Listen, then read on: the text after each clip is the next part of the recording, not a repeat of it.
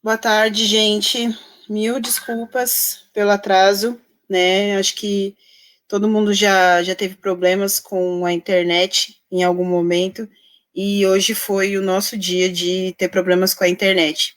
Eu espero que todos estejam bem, né? E agora a gente vai começar a falar sobre amor, pensando na perspectiva política. Antes de tudo, eu quero falar como é difícil a gente falar sobre isso, né? É um dos assuntos mais difíceis que a gente já abordou e a gente já falou sobre encarceramento, a gente já falou sobre várias questões que são bem tensas e bem complicadas relativas ao nosso povo. Só que amor, para mim, foi um dos temas mais difíceis de serem abordados, assim. Só para vocês terem uma ideia, quando a gente foi fazer uma reunião interna para falar sobre amor, nós ficamos umas 3 horas conversando sobre esse tema e chegamos à conclusão que acho que, como todos nós já falamos eu te amo várias vezes para alguém, mas falar sobre amor sem falar sobre mágoa, né, quando a gente pensa no povo preto, é uma coisa que é muito difícil. E isso é triste, né? É triste a gente ter tanta dificuldade assim para falar sobre um assunto que deveria ser um assunto que traria felicidade de alguma forma, que traria conforto de alguma forma. Então, baseado nisso, né, a gente resolveu trazer uma pessoa, que é a Mariana dos Santos, ela pesquisa, né, esse assunto para o trabalho dela de doutorado, e nós achamos que, em função disso, ela teria mais propriedade, de repente, ou traria um enfoque, né, que a gente acha que nos alimentaria de uma forma política ou de uma forma social, né? Mariana, você pode se apresentar para as pessoas, por gentileza? Oi, né? Boa tarde, pessoal. Boa tarde, Kátia, Tiffany, Tiago. Tiago. Obrigada pelo convite. Eu gosto muito do tema, né? Como vocês imaginam. E é sempre bom falar a respeito do que a gente pesquisa, né? Porque ajuda também, né? É bom ver outras perspectivas, ouvir críticas e sugestões. E eu espero que seja mesmo uma construção coletiva. Eu acho que tem alguém com o microfone ligado, que aí eu acho que vocês estão ouvindo eco, ou só eu que estou ouvindo? Ah, tá, melhorou. Então, eu sou professora de língua portuguesa, para me apresentar agora, né? Então, eu sou professora de língua portuguesa, dou aula na Prefeitura de São Paulo. Eu sou licenciada em letras e fiz um mestrado em teoria e história literária. Não, mentira, desculpa. Fiz um mestrado em linguística aplicada na Unicamp e estou desenvolvendo agora o doutorado em teoria e história literária também na Unicamp. E aí, assim, eu não sei bem como que vai funcionar a nossa dinâmica aqui da conversa. Eu acho que um pouco dessa minha trajetória de pesquisadora tem a ver também, dialoga com essa com a temática de hoje, né? Porque eu fiz no mestrado uma pesquisa sobre as práticas de letramento e multiletramento nos saraus literários da periferia de São Paulo. E na graduação, o meu TCC foi sobre os discursos do rap nas mídias de massa, né? Como que é a entrada do rap nesses espaços. E isso foi interessante porque foi a partir desse trabalho do TCC, e aí aprofundando também no mestrado, que eu fui conhecer a literatura negra e a literatura marginal periférica, que a minha graduação em letras, uma das melhores universidades da América Latina, não me deu base nenhuma para isso. Assim, eu não conhecia nem Carolina Maria de Jesus quando eu saí da graduação. Eu sempre falo isso e é bom falar. Então, eu tive essa base justamente quanto mais eu me aproximei da militância preta, do pessoal do movimento cultural hip hop e dos saraus, né, da periferia, que para mim é mais um desdobramento do movimento cultural hip hop, foi que eu conheci a literatura negra, a literatura periférica, e isso abriu para mim um mundo, né, de interpretações e de possibilidades. Eu que já sempre gostei de estudar a linguagem, né, e principalmente a literatura, percebi que havia um mundo de linguagens e sentidos e percepções de mundo, que é basicamente o que a literatura oferece para a gente, né? Uma das contribuições da literatura é essa, né? A gente ter acesso a diferentes percepções de mundo. E eu descobri que havia uma infinidade de percepções que eu não fazia ideia. E eram justamente as percepções que estavam muito mais próximas de mim. E eu que entrei na faculdade, né, queria fazer letras para... Olha, isso é uma revelação muito difícil, mas acho que é coisa da psicanálise, né? A gente fala, a gente se liberta do trauma, né? Eu entrei mesmo na faculdade de letras porque eu tinha a intenção de ensinar as pessoas a falar... Não, é difícil falar isso, mas é verdade, falar. A falar o português correto. Eu era essa pessoa, já fui essa pessoa. Que queria ensinar as pessoas a falar o português correto. E, obviamente, que o português não correto era justamente o português que estava muito mais próximo de mim. Então, esse era o que deveria ser execrado. E a literatura também, né? As pessoas precisavam conhecer a alta literatura, né? A literatura com L maiúsculo. Porque, através dela, você teria acesso aos sentimentos mais altos, né? Ao que é verdadeiramente belo e bom, né? De fato. Mariana. Oi. Eu tenho uma pergunta em cima disso que você está me falando. Você falou que durante a academia você não teve acesso a Carolina Maria de Jesus, né? Qual que era a percepção do amor que você via através da literatura que você via na academia e qual foi a percepção de amor que você viu quando você começou a estudar autores negros? Não, na verdade, assim, essa daí é a minha tese, né? Eu vou chegar nisso. Calma. Não, eu só queria fazer esse adendo, né, para a gente poder pensar o quanto o momento que a gente vive hoje é importante, né, porque, de fato, a gente tem a possibilidade que mais pessoas desconstruam essa imagem, que era uma imagem que eu tinha, tenho certeza que muitas pessoas tiveram, algumas pessoas negam, né, e, não, imagina, eu sempre fui super desconstruído, sempre adorei tudo que mas o fato é que a gente tende a buscar essa aceitação e tende a buscar essa elevação, né? O que é bom e o que é belo. O que é bom e o que é belo. A gente quer o que é bom e o que é belo. Só que a gente não para pensar que o que é bom e o que é belo também é definido socialmente, historicamente. Então a gente tem que pensar quem define o que é bom e o que é belo.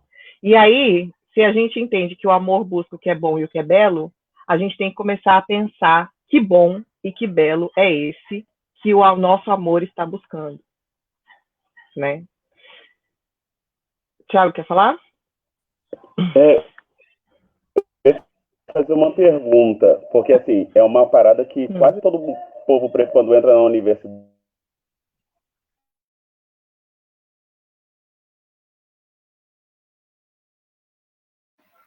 Tiago, travou o seu som. Sentiu alguma diferença? Você falava antes de você entrar na faculdade, e como as mesmas pessoas ao seu redor, elas conseguem te ouvir, te compreender, parece que você está... Tiago, você pode só falar de novo o comecinho, porque deu uma travada na imagem e no som e eu não ouvi o... Melhorou agora? Então, é simples, tipo... Você sentiu alguma diferença, algum impacto sociocultural quando você entrou na universidade? E essa que estava ao seu redor, você queria ensinar o português correto, você tinha diálogo com eles?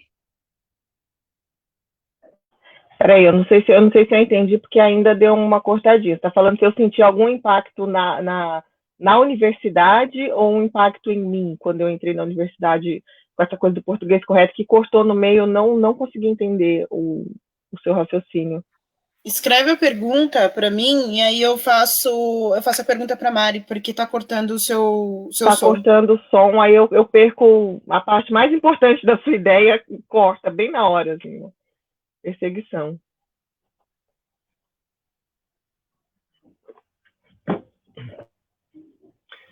Enquanto o Thiago vai escrevendo, de novo.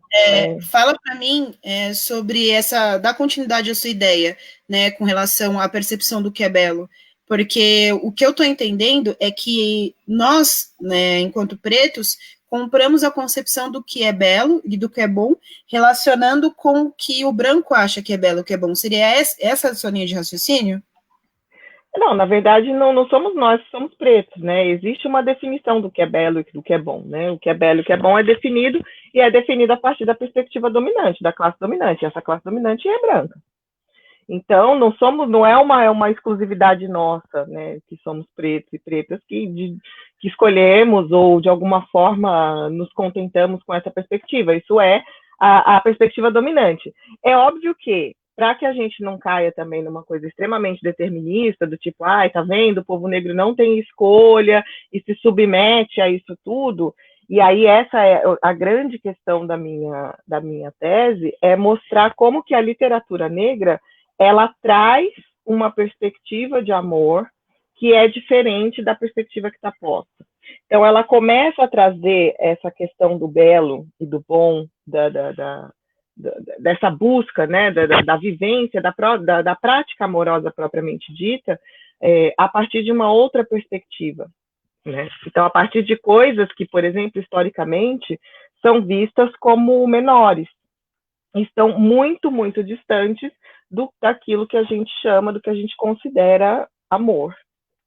Então, a literatura negra, ela acaba mostrando para a gente o lirismo que há nas relações que nós construímos. E uma coisa que também eu defendo muito na minha discussão, né, a grande diferença entre a literatura negra e essas literaturas, uma das, né, tem muitas outras, óbvio, não vou diminuir aqui o que é a imensidão que é a literatura negra, mas uma das coisas que chamou muita atenção é que a literatura negra, ela não é uma literatura baseada na idealização de nada, ela não idealiza um sentimento.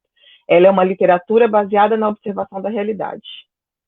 Então, a partir da realidade das relações, é construído todo um mundo, né, literário, lírico, toda uma lírica lírico-amorosa, né, toda uma lírica amorosa em torno dessas relações, que são relações que para o contexto hegemônico, branco, para aquilo que a gente está acostumado a chamar de amor, não seria nem bom nem belo.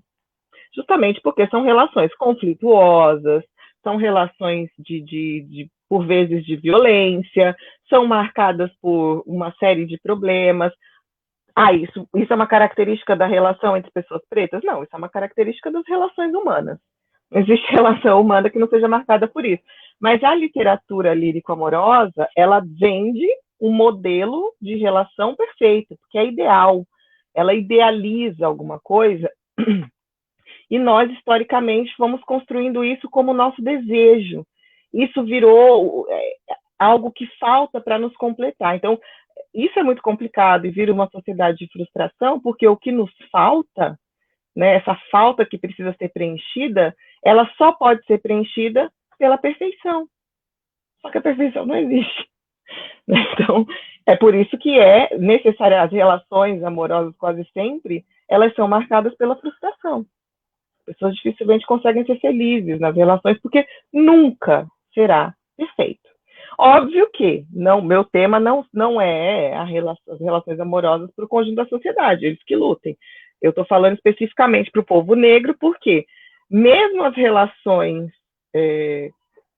mesmo o modelo questionável de afeto, de relacionamento e de família que foi estabelecido pela classe dominante, nos foi negado. Né? E isso significa muita coisa para uma sociedade que tem como um dos pilares justamente a família. Um dos pilares da sociedade burguesa, cristã, é a família, tradicional, burguesa, cristã. Só que ao povo negro foi negada a possibilidade de ter uma família, de constituir relações de afeto estáveis, duradouras e civilizadas, né, nos termos dele. Então, nós somos excluídos, inclusive, desse processo. O que a gente tenta mostrar, acho que a Bell Hooks também traz bastante isso no trabalho dela, é que, apesar das instituições e de toda a ideologia racista tentar desconstruir, desqualificar as nossas relações, os nossos afetos, esses afetos existem. E eles são ainda muito mais resistentes e poderosos do que qualquer outro. Eu sei, eu acabei antecipando algumas coisas. O Thiago queria fazer uma pergunta sobre alguma coisa anterior. Eu não sei se você pode voltar. Agora eu acho que vocês estão me ouvindo bem, né? Bom, perfeito. Então, a minha pergunta era a seguinte, assim, bem antes mesmo, assim, quando você entrou na universidade, você tinha um propósito. Eu acho que todo mundo e assim, quando a gente entra e a gente entra dentro dessa perspectiva, né, de uma perspectiva mais periférica, mais negra, mais pobre mesmo, e aí a sensação que eu tenho quando eu entrei na universidade parece que a gente está falando com universos diferentes. E aí a minha pergunta para ti é exatamente essa, ainda mais você que trabalha com linguagem e tal. Você percebeu que quando você entrou na universidade, parece que você começou a conversar com as mesmas pessoas com quem você conversava antes, com o nosso povo, e as pessoas parecem que não te entendem mais, ou elas, sei lá, de repente elas te dão mais ou menos atenção em determinados assuntos, ou você, sei lá, sentiu que continua a mesma coisa? Essa questão é bem complicada, né? Acho que é o. Não sei se eu entendi bem essa pergunta, depois você me corrija para ver se é o que você disse, mas a impressão que eu tenho que estar falando dessa coisa do não lugar do negro que decide sair do lugar social que foi imposto, né? Então, quando você decide, né, entre todas as aspas do mundo, né, decide não, quando você de fato consegue, né, as condições materiais e tudo mais para poder sair do lugar social que foi imposto, né, por essa sociedade racista, etc., você fica num não lugar, porque você nem pertence totalmente à universidade, porque lá não era para você estar lá de jeito nenhum, e quando você tenta voltar para o lugar onde você estava anteriormente, você também já não é mais parte daquilo. É isso que você está querendo dizer? No meu caso, eu acho que foi bastante doloroso. Eu não sei também se porque, né, eu sou menos pigmentada, enfim, eu falo que eu sempre fui branca a minha vida inteira. Então, eu tinha. Por que eu queria ensinar as pessoas a falar em português correto? Eu não tinha esse pertencimento negro e periférico. E eu acho que muita gente também não tem. E esse é o grande problema, né? Eu entrei na universidade, como muita gente também entra, ainda naquela ideia de que eu posso fazer parte dessa sociedade. E eu vou fazer parte dessa sociedade. E isso é um grande erro, porque de fato, quando você entra lá, você percebe, não, você não pode. Ele diz, mas as minhas notas são boas, eu sou boa aluna, meu projeto de pesquisa ganhou prêmio. Não, você não pode. Seu lugar não é aqui. E aí, de fato, quando você tenta voltar para aquele lugar onde você, que era o seu lugar de origem, digamos assim, você também já não é totalmente de lá. E aí você fica perdido, né? Nesse não lugar aí na verdade, é esse momento que a gente vive agora, né? E aí é o que eu digo sempre. Eu acho que a melhor maneira de lidar com isso, talvez não necessariamente a nossa geração viva isso da melhor forma possível, mas o que a gente pode deixar como legado para as gerações futuras é a ideia de que nunca entre na universidade pensando em fazer parte. Nunca entre na universidade pensando em ser incluído, pensando em inclusão, em fazer parte, em entrar nessa sociedade. Essa sociedade não deu certo para ninguém. Essa sociedade acabou, ela precisa acabar. Então você tem que entrar na universidade com o seguinte pensamento: eu vou entrar lá e eu vou mudar essa instituição.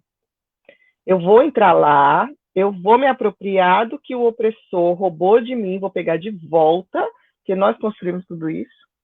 Só que fomos privados dos frutos, como sempre, como todo trabalhador também é, né? Privado do fruto do seu trabalho. E eu vou mudar isso, para que outras pessoas como eu, que entrem futuramente, não se sintam nesse não lugar como eu. Para que essa não pintar a universidade de preto, a gente tornar a universidade um espaço diverso. Né? A gente não tem que pintar nada de preto, não é para nada ficar preto, porque isso é reforma. A gente tem que lutar pela revolução. E é outra coisa. Então, a gente tem que subverter a base da instituição para que a gente consiga, de fato, mudar a condição de quem vem depois. Não sei se eu respondi exatamente o que você queria. Fala. Sim. Mário, eu tenho uma questão. Você citou Bell Hooks e eu separei alguns trechos né? Um dos trechos ele casa com uma fala sua referente a essa questão de nós não termos acesso ao amor justamente no período da escravidão, né? Em função do período da escravidão. Tem um trecho do texto dela, que é Vivendo de Amor, que ela fala que num contexto onde os negros nunca podiam prever quanto tempo eles estariam juntos, que forma o amor tomaria, né? Praticar o amor nesse contexto poderia tornar uma pessoa vulnerável a um sofrimento insuportável. De forma geral, era mais fácil para os escravos se envolverem emocionalmente, sabendo que essas relações seriam transitórias. A escravidão criou no povo negro uma noção de intimidade ligada ao sentido prático da sua realidade.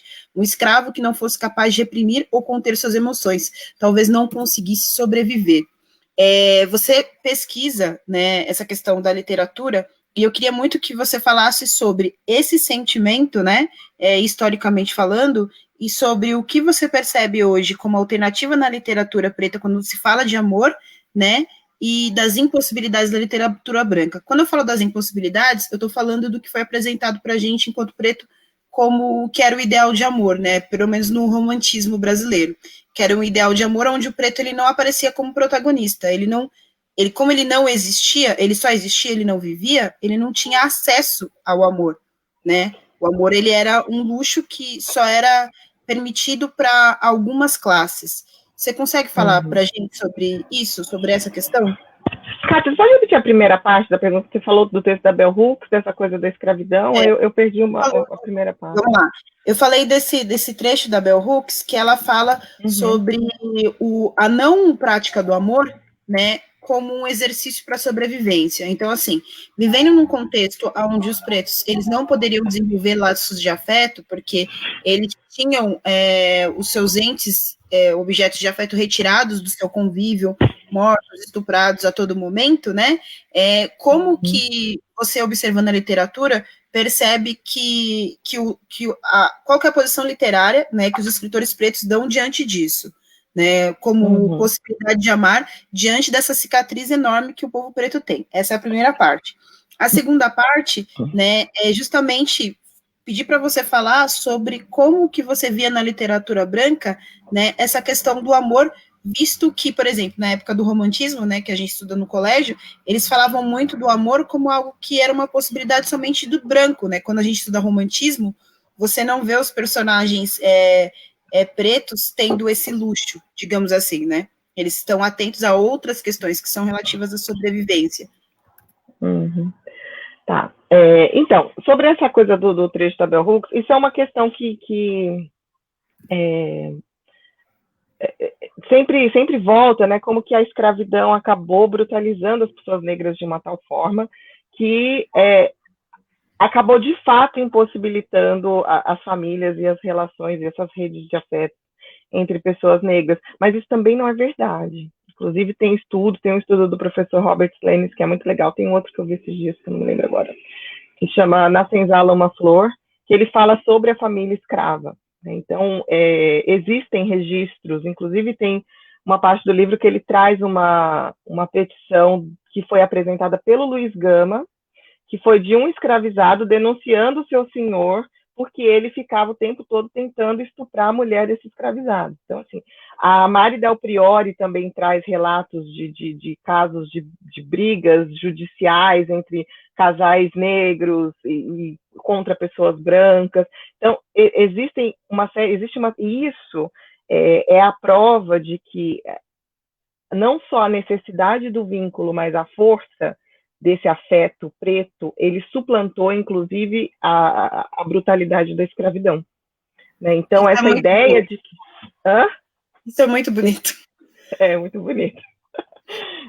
A ideia de que isso foi muito comum, inclusive, na historiografia. Eu gostei muito dessa postura do Robert Slenes. Ele é branco, mas o texto dele é bem legal. Eu gostei muito porque ele inclusive faz uma crítica a uma série de... Não uma crítica à historiografia negra, mesmo de autores conhecidos por romper com o racismo, com uma série de coisas, como o Florestan Fernandes, o próprio Pierre Verger, que trazem uma perspectiva mais humanizada do negro, mas ainda, talvez no afã de denunciar a escravidão, ainda coloca a escravidão como a escravidão brutalizou os negros. A escravidão animalizou os negros. Quando, na verdade, o que aconteceu foi a escravidão tentou bravamente fazer isso. O racismo tentou e tenta bravamente fazer isso. Mas eles não conseguiram. Eles fracassaram miseravelmente. E a prova disso estamos aqui, vivos e amando, pessoas pretas, nem todos, mas enfim, temos famílias pretas, estamos lindos e maravilhosos, e a própria literatura negra. A gente tem o Luiz Gama, por exemplo, no século XIX, cantando a mulher negra como uma musa inspiradora da poesia dele. Não era a grande especialidade dele a poesia lírica amorosa, mas ele tem. A gente tem a Maria Firmina dos Reis trazendo a fala das mulheres escravizadas ainda no século XIX. Toda a imprensa negra desde o século XIX. Então a gente mal aboliu a escravidão e a gente já tinha intelectuais negros e negras voltados a esse processo de humanização, de mostrar. E não é de rehumanizar, porque foi animalizado. Não, é de mostrar que nunca animalizou, que houve uma tentativa e que ainda há, mas que isso nunca funcionou. Isso nunca deu certo. Isso não é verdade. Nós não abrimos mão da família, nós não abrimos mão do afeto, nós não abrimos mão do amor. Não, isso não é verdade. Talvez o que nós não tenhamos, e que talvez ninguém tenha, é isso que a gente chama de amor nessa sociedade. Porque isso que a gente chama de amor na nossa sociedade hoje é uma construção extremamente recente. E é uma construção que foi feita estrategicamente para consolidar o poder da burguesia e o modo de vida capitalista. Você está falando do amor romântico. Não. Essa é a sua fala. Então, eu não... Você está falando que foi construído, né, como proposta pela sociedade burguesa, seria o amor romântico. Na verdade, seria assim, isso. O que as pessoas chamam de amor romântico, isso é uma coisa também que eu quero falar na minha tese, eu não gosto de chamar de amor romântico, eu acho que o que as pessoas chamam de amor romântico é uma parte de uma coisa muito maior, que é o que eu chamo de amor burguês. Burguês. Ninguém vai gostar, porque as pessoas não gostam mais de falar em burguesia, capitalismo, ideologia marxista, as pessoas ficam, não quero falar disso, mas enfim, sou marxista, desculpa. I'm sorry. Mas eu chamo de amor burguês, porque isso que a gente persegue hoje não é só o que eles chamam de amor romântico. Né? Porque o amor romântico essa coisa que foi idealizada a partir do romantismo, né, que é essa ideia do amor sacralizado, né? Só que por trás disso que a gente absorve na literatura romântica, tem uma série de outras estratégias políticas e ideológicas que a gente perde, entendeu? E que quando a gente não para pensar, a gente segue ainda perseguindo a beleza daquelas palavras da literatura, sem pensar em toda a perversidade que há por trás dela, em toda a perversidade política e sociológica que há por trás dessas palavras. Entende? Então, a beleza das palavras, é por isso que a literatura é maravilhosa, mas é muito perigosa, né? Porque ela convence pelas palavras, mas muitas vezes essas palavras elas são esvaziadas ou os sentidos são apagados. A gente não percebe. Quais são as características desse amor burguês que você falou que você considera danosa e que você observou dentro da literatura? A primeira coisa é que ele é baseado no desejo pela propriedade privada. É a primeira coisa. E eu acho que era um dos grandes interesses da burguesia, quando ela está se consolidando como classe dominante, é que as pessoas assimilassem na sua vida, na sua sociabilidade, os ideais capitalistas. Então, o que a gente tem hoje nas nossas relações é uma reprodução exata do modo de produção capitalista, das relações de trabalho. Você tem o dono o dono da máquina, o dono da fábrica, o capitalista, e o cara que vende a força de trabalho. Quem manda e quem obedece. Num casal, você tem o quê? Um homem e uma mulher. É óbvio que nós estamos falando de heteronormatividade, tá, gente? Não chegaremos por isso, chegaremos na homossexualidade para vocês entenderem como que isso é grave. Então, nas relações de trabalho, você precisa ter o dono do meio de produção e a força de trabalho, quem manda e quem obedece. Nas relações, você tem um homem e uma mulher, quem manda e quem obedece. Não é? Qual E aí é? a gente pode entrar nessa questão da desvalorização do cuidado, por exemplo, porque enquanto eu estava pesquisando sobre a concepção de amor da Bell Hooks, né, e de outros autores que falam, pretos que falam sobre amor, eles falam muito sobre essa questão do cuidado. Dentro da lógica capitalista ou burguesa, como você falou, há uma desvalorização do cuidado como algo, como uma atividade a ser valorizada, né, e uma atribuição do cuidado somente à mulher. Teria uma relação? Sim, porque também um das regras do mundo capitalista é que ele é extremamente individualista, né? O cuidado já presume uma preocupação com o outro que já quebra um pouco esse individualismo que é necessário. É aquele individualismo de você falar, uai, mas quem quer consegue. Se você não conseguiu, não é problema meu. Eu estou aqui, estou trabalhando, tenho meu dinheiro, que a gente ouve até hoje. Né? Então, a pessoa batalhou, foi lá, conseguiu. Agora o cara tá lá, o pobrezinho, o pretinho da favela, mas ó, por que ele não conseguiu? É problema meu? Não é problema meu, é problema dele. Esse individualismo é necessário, o capitalismo se alimenta disso, né? Ele precisa, por quê? Porque quanto mais individualista nós somos, menor a nossa capacidade de organização e de entender que nós somos a maioria. Nós, pessoas pretas, pessoas pobres, pessoas trabalhadoras, as minorias, quando elas são somadas, elas são a maioria. Né? Nós Tá, somos a mas maioria. dentro do que isso que você está falando, da constituição familiar, né, dentro do amor burguês, aonde o homem está acima e a mulher está abaixo, a mulher está cuidando e o homem está acima ordenando, e o cuidado ele é negligenciado, né, dentro dessa lógica burguesa, a mulher está fadada a uma posição de extrema infelicidade, né, e não reconhecimento, Não, não valorização, ou não? não, não, porque a felicidade da mulher é justamente estar numa família. Dentro dessa lógica do amor burguês. Qual é a felicidade da mulher? É encontrar o amor verdadeiro. E o amor verdadeiro, além dessa. Eu estou descrevendo a estrutura da família burguesa, é isso, né? Quem manda, quem obedece, tal, tal, tal. Ok. Só que isso também é a estrutura do amor. Ué. O que uma mulher pode querer mais do que ter um bom marido, uma boa família? Isso também é uma outra coisa que esse amor burguês, e aí a literatura, o amor romântico ajuda muito em definir os lugares de gênero. Eu gosto muito de usar o exemplo de Senhora. Vocês já leram Senhora? Eu adoro. Senhora, do José de Alencar, né? Que é a história da Aurélia. É que eu vou dar spoiler, mas é que todo mundo conhece essa história. Já tem novela, enfim, famosão. Assim. É muito legal para quem gosta de romance do século XIX. Thiago já leu. Chorou. Eu chorei. Eu tenho uma professora que ela fala que ela chorou de raiva do final. Chorei de ódio. Que a Aurélia Camargo é uma moça pobre, só que ela é filha de um cara rico, mas não sabe, porque a mãe dela teve um caso com o cara, casou com o cara, só que o cara não falou pro pai. Aí o cara morreu e o pai ficou, porque o pai não queria que ele casasse com a mulher, porque a mulher era pobre, a mãe da Aurélia. Aí o cara morreu e o pai ficou doido porque o pai descobriu que o cara teve uma filha. Embora o pai não gostasse da ideia da mulher ser pobre, era só o que ele tinha, ia ser a neta.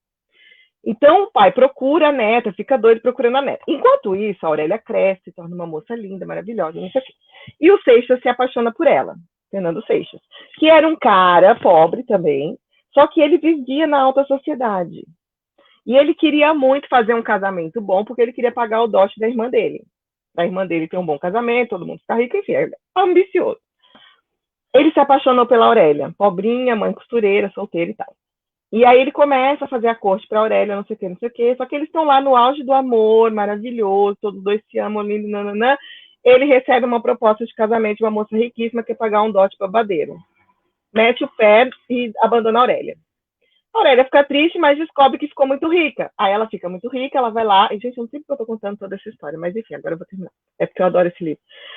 Aí ela ficou muito rica, vai lá e fala com o tutor dela para fazer uma contraproposta de casamento, uma negociação comercial com o Seixas.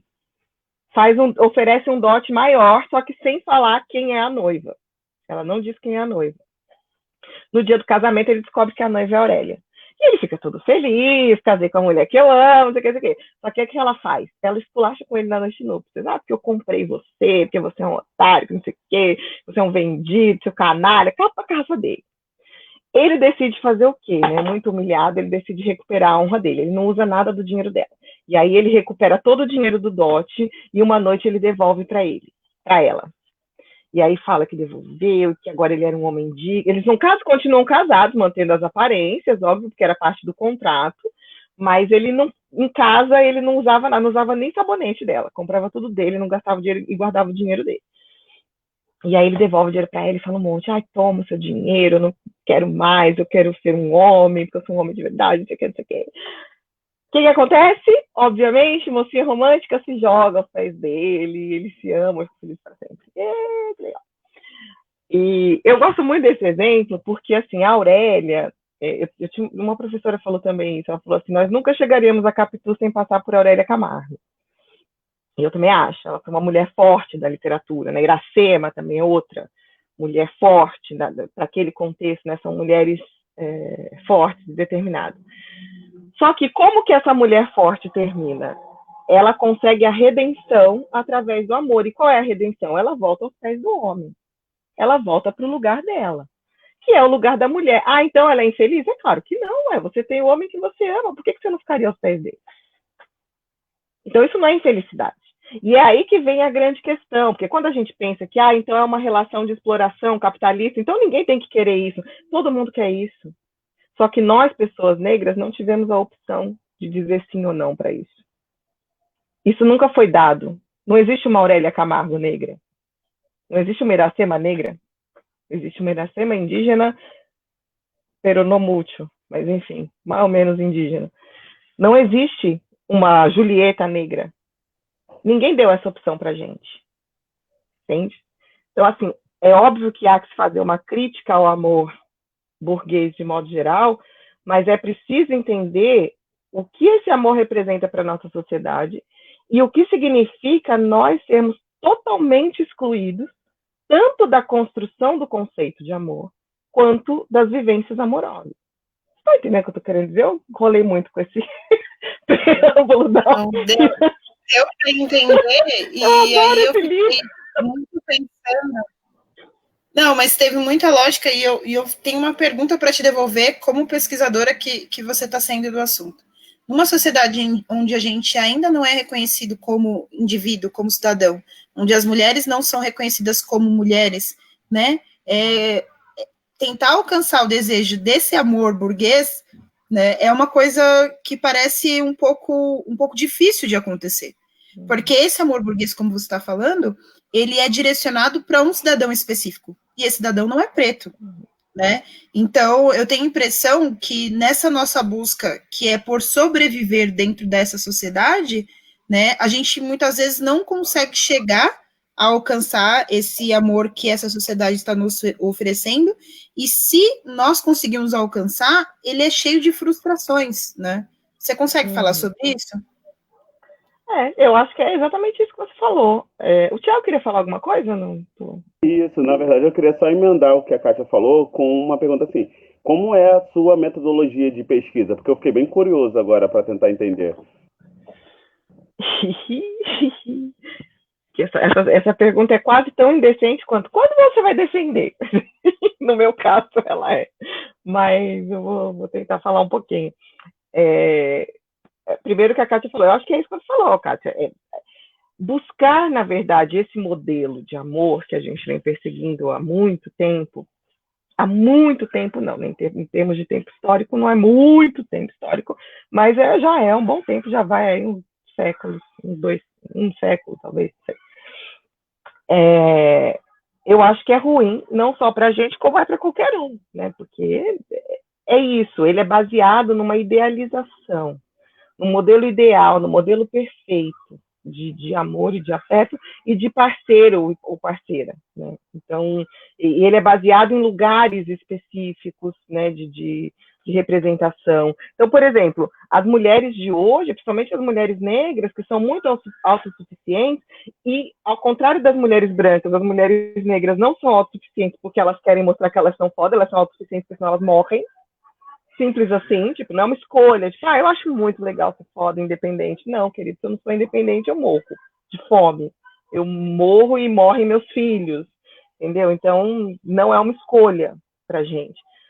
Eu acho que a grande questão é essa. Eu não acredito muito em escolha no mundo capitalista, mas pelo menos existem possibilidades. Essa possibilidade não está posta para pessoas negras, né? Então, eu acho que a gente buscar, assim como na própria construção de conhecimentos e saberes, é extremamente nocivo a gente ficar preso a intelectuais e pensadoras e pensadores brancos, a uma única perspectiva de um tema. No amor não é diferente, né? A gente ficar preso a uma possibilidade de construção de afeto, a uma possibilidade de formação familiar, a gente achar, por exemplo, que uma família formada por 2 pais ou 2 mães é a mesma coisa que uma família formada por um pai e uma mãe, e achar que isso é o ganho, né? A gente provar que é igual. Não, a gente não tem que provar que é igual. Por que tem que ser igual? E um casal preto se ama igual um casal branco. Não, mas não tem. Porque senão a gente vai reiterando esse padrão branco como o padrão, como o correto. Isso é um problema. A gente precisa romper. Eu volto àquela coisa que eu falei sobre as universidades. Na universidade, a gente tem que entrar para romper, para desconstruir e fazer outra coisa. Nos nossos afetos, igual. A gente não pode ficar, porque eu acho que isso é um problema também nos movimentos, né? Muito responsivo. Então, quando a gente sofre um ataque, a gente responde. Aí tem um ataque, a gente responde. Mas aí a nossa pauta acaba ficando para trás. Eu acho que a gente precisa começar a colocar as nossas pautas como centrais. Mas você está falando isso por quê? Eu estou falando isso porque isso é importante. Eu estou falando isso porque é assim que eu penso. Eu estou falando isso porque é essa sociedade que eu quero começar a construir em diálogo, em debate, com conflitos e com críticas e etc. Mas é por isso que eu estou falando dessas coisas. Então, eu acho que talvez o que você esteja dizendo é que o negro ele não é o resultado do racismo, né? O negro existe muito antes do racismo e a sua concepção de sociedade ela existe muito antes do racismo ou antes do que os brancos fizeram pra gente. Nós existimos para além disso, seria mais ou menos isso? Exato. Não pode ser, né? Não pode ser. A gente pensar África antes do colonizador, África depois do colonizador, o negro na diáspora durante a escravidão, o negro na diáspora depois da escravidão. A gente tem que romper com isso. Como que é a nossa história ao longo do tempo, né? Independente do branco? Foi o que eu mais gostei no Black King, né? Uma das coisas que eu mais gostei. Não tem branco, não é sobre o branco, não é sobre o racismo, é sobre a gente.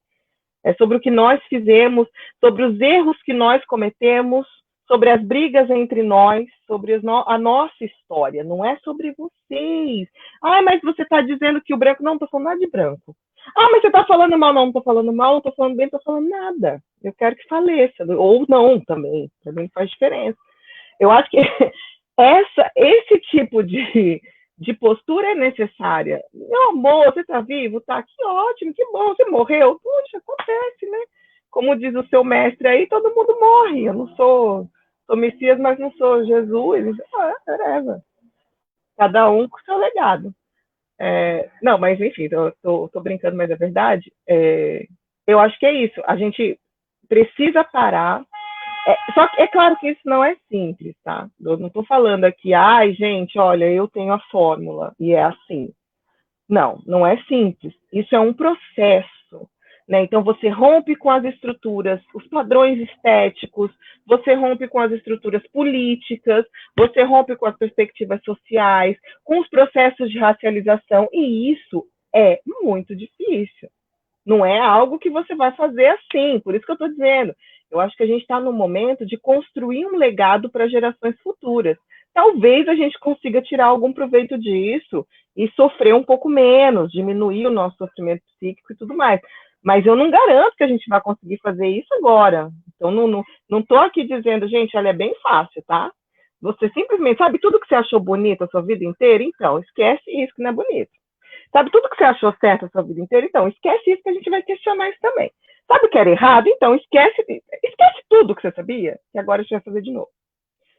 Isso é difícil, mas é isso que a gente tem que fazer. É exatamente esse. Esse é o nosso desafio.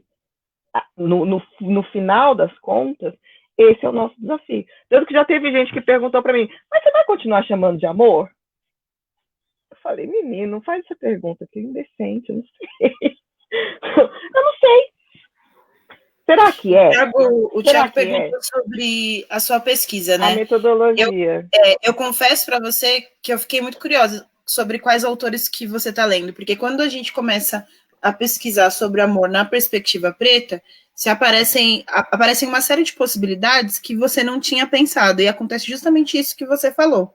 Parece que cada vez que você lê é um tapinha na sua cara, assim, sobre gênero, sobre papéis do gênero, porque a gente é criado dentro de uma estrutura em que o gênero tem uma função específica, né, e que o gênero feminino ele é colocado dentro dessa lógica do amor burguês, como você mencionou, que agora eu vou capturar, né, muito obrigada, você colocou o amor burguês, como a mulher sempre acima, assim para baixo e feliz por ficar abaixo.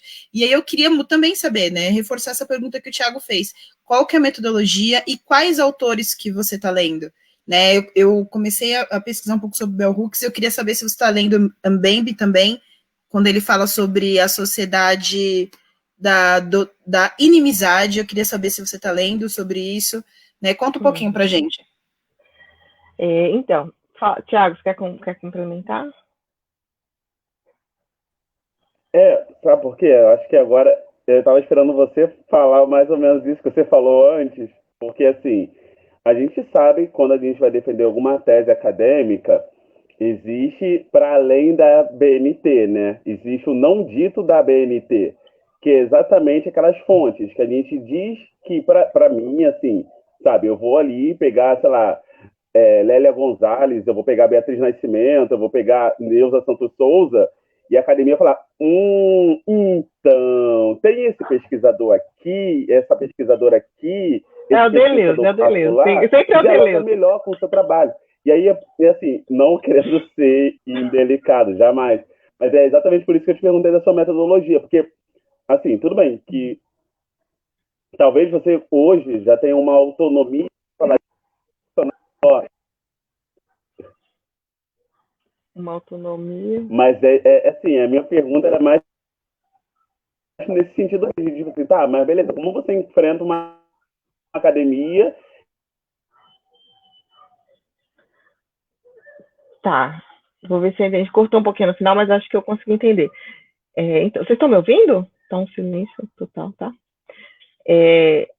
Então, na verdade, o meu projeto de pesquisa, inicialmente, eu pensei na literatura negra brasileira, né? Então, eu estava pensando no Brasil, na produção literária no Brasil, ainda sem um corpus muito bem definido, né? Eu estava pensando aí numa coisa a partir do século XIX, pegando até mais a literatura mais contemporânea, porque eu também queria passar, e acho que é necessário passar pela questão da literatura marginal periférica, mas aí a partir dos anos 2000, que não dá para deixar de fora, né? Que de fato traz uma riqueza aí, lírica e literária muito grande que a gente não pode desconsiderar nessas perspectivas, ainda mais quando você parte dessa ideia da literatura negra lírico-amorosa como baseada na observação da realidade dos afetos, né?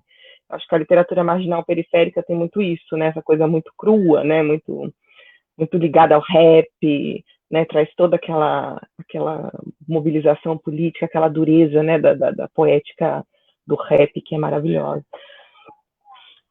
Só que aí eu comecei a estudar algumas coisas da literatura mundial. E eu já tinha mesmo umas questões, e a minha orientadora também me provocava um pouco. Poxa, mas aí você não vai falar das autoras norte-americanas, né, dos escritores norte-americanos, a literatura norte-americana negra é fantástica, né, a literatura latino-americana, que eu conheço pouquíssimo, né, um dos nossas falhas, né, e mesmo autores africanos, que a minha orientadora, ela estuda literaturas africanas, né, então, e é óbvio que eu estava pensando nisso, porque eu vinha lendo, né, muita coisa, Toni Morrison, acho que é a minha escritora favorita de todos, da vida inteira, assim, né, sensacional. Mas a Alice Walker, o Alex Haley, tem um monte de gente que eu gosto muito, assim, e aí eu fui estudar essa coisa da literatura mundial. E aí me veio uma questão muito forte, que é questionar essa ideia da nacionalidade, né? Então, isso muda bastante a minha metodologia, né? Porque que significa falar em nacionalidade quando o seu país, né, materno, seu país de nascimento, na verdade, representa o cárcere? Toda pessoa negra na diáspora, ela nasceu no cárcere. Então, o que significa isso? Ou para quem nasce num país colonizado, cujas fronteiras foram definidas geometricamente para dividir os domínios do império. O que significa essa identidade nacional de fato para essas pessoas? Será que esses limites geográficos e geopolíticos estabelecidos pelo colonizador são tão importantes assim, a ponto de limitar, por exemplo, uma abordagem temática? Se a gente entende, como o Gilroy fala, né, sobre essa coisa do Atlântico Negro, né, que há uma ligação entre a produção cultural negro-atlântica, negro-diaspórica. Essa ligação existe, apesar e a despeito das fronteiras, né? Então, será que não vale a pena? Porque, para mim, por exemplo, faz muito mais sentido comparar a Conceição Evaristo com a Toni Morrison do que com a Clarice Lispector, por exemplo. Então, né? Não. Então, aí... A impressão que eu tenho é o lugar, né? Essa questão da desumanização dos corpos, né? Da não cidadania, que é comum entre as pessoas pretas de todos os lugares. Então, a relação dela, quando você fala da Clarice, você fala uma coisa que sempre me tocou. Eu nunca consegui entender a forma como ela se relacionava com o meio dela, quando a gente fala de sentimento. Como é muito mais fácil para mim, de repente, ler ou me emocionar, ou me tocar por autores pretos, justamente porque, independente do local, independente do país, eles sentem como eu, porque tem essa questão da relação deles com o ambiente. Seria mais ou menos isso? A Bell Hooks tem um texto também que é muito bonito, que ela fala exatamente sobre isso, né? Essa coisa da nacionalidade. Ela diz que muitas vezes até a língua, que é uma das características mais importantes, né, da nação, a língua comum, né, desse teto de nacionalidade que Stuart Hall fala, né, que a gente é posto, quando você nasceu no Brasil, você é posto sobre um teto de nacionalidade, e ali você está supostamente protegido por essas características que são comuns, que fazem parte de algo maior, que é essa nação. E a língua é uma das características fundamentais, né, que identificam duas pessoas da mesma nação, né, que têm a mesma nacionalidade. E ela fala como que, muitas vezes, as pessoas se identificam muito mais pela cor da pele, até mesmo do que pela linguagem. Então, como que algumas pessoas negras se identificam muito mais com negras norte-americanas, se identificariam muito mais com uma pessoa negra, sei lá, caribenha, do que com uma pessoa branca norte-americana, da mesma cidade vizinha, às vezes. Então, como que essa questão da negritude, da pele, da cor, ela suplanta, às vezes, até características tão fundamentais de nacionalidade, como, por exemplo, a linguagem.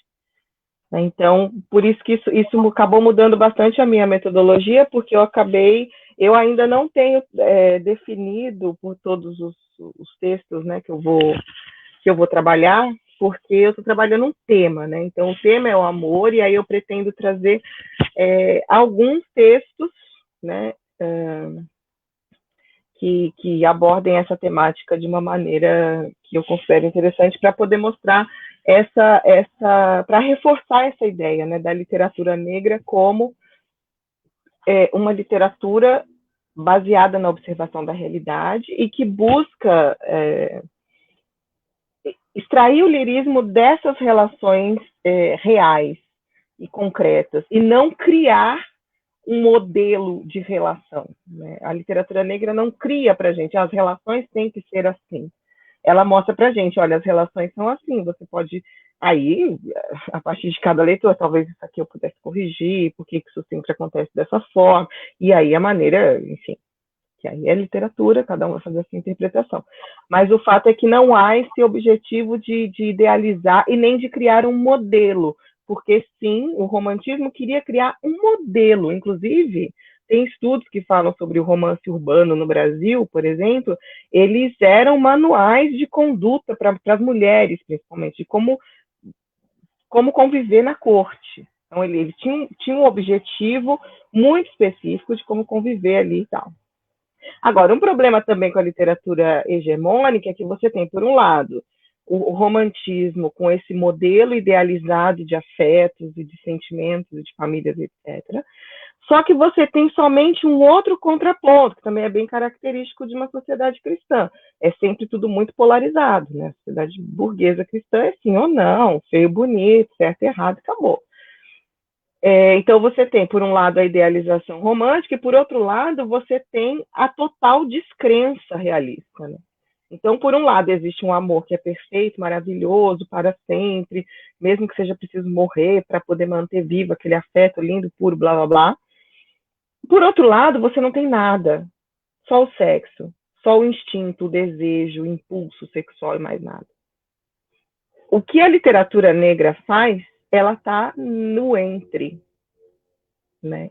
A literatura negra, ela traz meio que uma, pensei nisso agora, dialética dos afetos. Então, assim, não é apenas impulso, sexo, desejo, esvaziado e vulgar. E também não é essa pureza sagrada cristã e perfeita. É alguma coisa que está no meio disso. Que tem um pouco disso, um pouco daquilo e criou outra coisa. Né? Que eu acho que é o que a gente vive. Quem aqui consegue definir por A mais B alguma relação amorosa que teve? Ah, não, minha relação amorosa atual é perfeita. Romântica, José de Alencar ficaria com inveja. Ah, não, a minha relação amorosa é tipo o Cortiço, a Luísa Azevedo aí, ó. É só isso, sexo, traição, porrada, tiro, morte. Não é. Eu ia fazer. Você deu uma resposta a uma pergunta que eu ia fazer com relação ao que você observa dentro dos autores negros que você vem pesquisando mundialmente. Né? Eu queria muito que você se debruçasse sobre essa questão, porque você falou que você começou, né, a fazer sua pesquisa e depois você esbarrou na questão da nacionalidade. E aí você viu que são visões semelhantes. O que você está observando de semelhante nas estruturas românticas presentes na literatura negra que você está tendo acesso, não só do Brasil, mas também de outros locais? A estrutura de afetos, assim, de amores, né? Não romântico é muito um termo perigoso de usar, né? Perigoso. A primeira coisa é isso que eu tenho falado. É baseado na observação da realidade. E é baseado na observação da realidade, mas sem necessariamente esse olhar totalmente pessimista que a gente tem na literatura hegemônica, que é aquela ideia de que, é que eu acabei de ler o Platão, eu estou com coisa bem do belo, eu estou louquíssima, de achar que tudo que não é belo necessariamente é feio.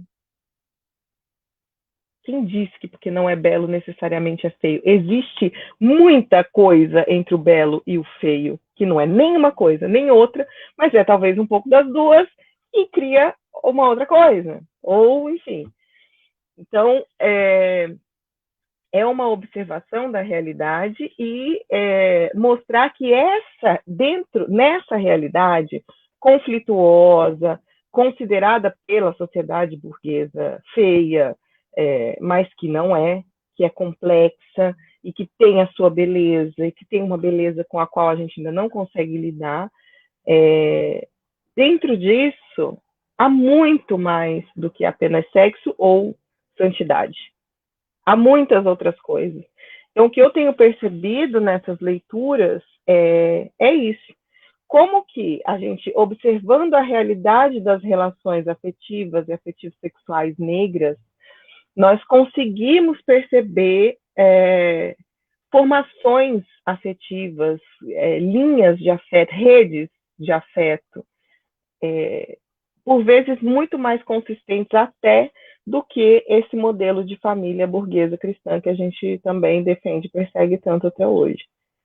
Né? Então, por exemplo, as famílias estendidas, né, as pessoas o Becos da Memória, da Conceição Evaristo, puta merda.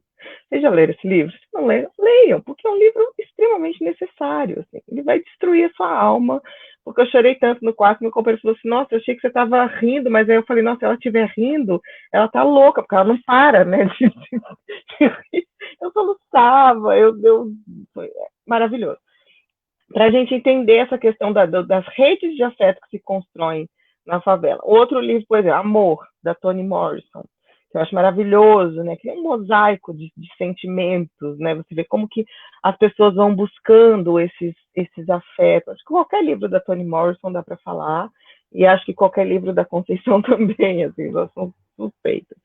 Mas há uma série de outros textos, a gente pegar mesmo Baratas, da Escolástica Mukasonga, né? Que lindo que é aquela comunidade dos Tutsis se juntando para tentar sobreviver, mas não só sobreviver, isso é bonito, porque essa visão da escravidão dá uma ideia de que o negro, durante a escravidão, ele só queria sobreviver, ele precisava se manter vivo por qualquer meio necessário. Mas não foi só isso. Né? O negro, se a gente for estudar qualquer formação negra ao longo da história, a gente percebe que eles sempre estão tentando viver como pessoas, e aí provavelmente isso cabe para qualquer comunidade humana que vive numa situação extrema de opressão e brutalização. Mas falando, como nós estamos falando especificamente da população negra, a gente percebe isso. Não é apenas se manter vivo, não é um instinto que qualquer animal teria, de buscar sobrevivência por qualquer meio. É uma maneira de viver de fato, de ser humano de fato. Né? Isso a gente percebe nesses relatos, não só na literatura, mas em outros relatos históricos, né? de atitudes e ações de pessoas escravizadas para driblar esses processos de animalização. Aí eu tenho uma pergunta, né? Porque a gente cresce tendo acesso a histórias de amor burguesas, né? Eu mesmo, você falou, senhora, eu li o primeiro livro de José de Alencar, né? Quando eu vi aquela concepção de amor, eu falei, eu era criança para adolescente, pensei, eu não quero isso para minha vida. Deus me livre. Peguei ódio de José de Alencar. Aquele índio isolado lá sofrendo, aquilo para mim era minha página se chama Folhetins Modernos, gente. Eu adoro folhetins. Eu não aceitava de jeito nenhum. Aí depois, saindo do momento romântico, quando você citou o Cortiço, quando eu li o Cortiço, eu pensei, a única personagem negra comia o pão que o diabo amassou, pisou e colocou dentro do sovaco, né? Eu pensei, gente, isso sou eu? Meu Deus, eu não quero viver. E é muito complicado porque dentro da literatura, dentro do cinema, né, agora está mudando aos poucos, mas o acesso que os jovens têm, por exemplo, na escola, do que o preto pode ter em termos de amor, falando da literatura, por exemplo, é algo que é muito triste, é algo que é muito sofrido. A representatividade preta no que diz respeito a amor, né, do que a gente tem acesso ao amor, é muito triste ao longo da nossa juventude. Então, o preto ele tem acesso à imagem dele sexualizada, ou diminuída, ou explorada, né? E é nessa parte de desenvolvimento que a gente vai, do processo de desenvolvimento e crescimento, que a gente vai determinando o que como é que a gente ama e como é que a gente se relaciona. E você é professora, né? Eu estou fazendo uma pergunta para uma professora e para uma pesquisadora, porque isso é muito complexo, porque a gente está falando da formação de um ser que está inserindo dentro de uma sociedade que diz para ele que ele não tem o direito de viver, né? Que ele tem que lutar para existir, e mostra para ele imagem de amor onde ele é massacrado. Então, como fazer esse processo, né? Como fazer o processo contrário, onde a gente pode mostrar para as pessoas que elas podem viver, não só existir, e que existem outras possibilidades de amor, além daquela que é o amor burguês que está sendo ofertado? Eu acho que a primeira coisa é não se limitar apenas a uma perspectiva. Então, você leu Alencar? Leu Alencar, óbvio. Mas não lê só o Alencar. Você lê outros autores. Então, vamos pegar um texto, sei lá, você vai ler um texto indianista do José de Alencar, então lê um texto do Daniel Munduruku, ou de outros autores indígenas, autores e autoras indígenas. Você vai ler um texto, vai ler o trabalho do sei lá, um poema do Castro Alves, lê um poema do Luiz Gama também, né? Então, você vai falar sobre a escravidão, lê o capítulo do o Mãe Susana, do Úrsula, da Maria Firmina dos Reis. Né? Então, além de você trazer a representatividade do próprio autor ou autora, que é negro e negra, ou negra, você também traz uma outra perspectiva, porque a perspectiva é outra. Então, a maneira de desconstruir, ao contrário do que muitas pessoas pensam também, né, que eu já vi na época, principalmente da Lei 10.639, tinha muita coisa, post, assim, do tipo, eu não vou deixar de ensinar a história da Grécia, a história da Europa, não vou deixar de ensinar literatura clássica ou o que seja. E eu falei, gente, mas quem disse que é para você deixar de ensinar alguma coisa? Né? A gente tem que ensinar mais. Não é para tirar nada, não vai tirar nada. E eu sinceramente não quero viver para um dia defender que se censure qualquer tipo de conhecimento, que seja bom, que seja mal.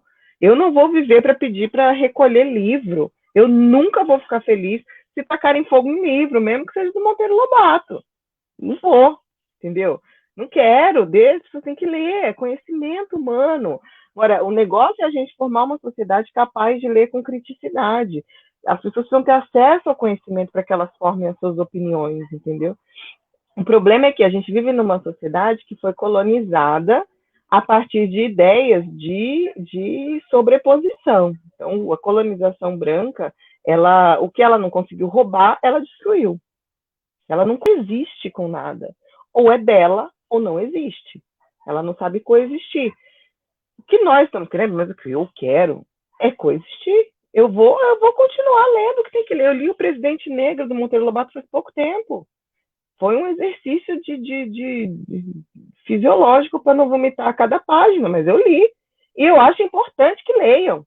Porque aquilo, olha, eu não sei nem o que dizer. Eu tentei gravar vídeo, eu tentei fazer texto, tentei fazer alguma coisa que eu não sei, não consigo. Vocês leiam aí, depois a gente marca um dia pra gente conversar, porque eu fiquei, olha, você leu, Thiago? O Thiago leu aí, ó. A Cidinha comentou aqui, ela falou, boa noite, Mari e todo mundo. Eu tenho chamado de tecnologia ancestrais de produção de infinitos, esse jeito de viver dos nossos ancestrais, de produzir lugar de existência, de pulsação vital, a despeito desses processos de emburrecimento e animalização que o escravismo e a colonização nos impuseram. Isso é legal, isso é legal. Então, eu acho que isso que... Cidinha é maravilhosa, né? Oi, Cidinha. Eu acho que é isso que a gente precisa fazer, é começar a pensar o que nós fazemos a despeito desses processos.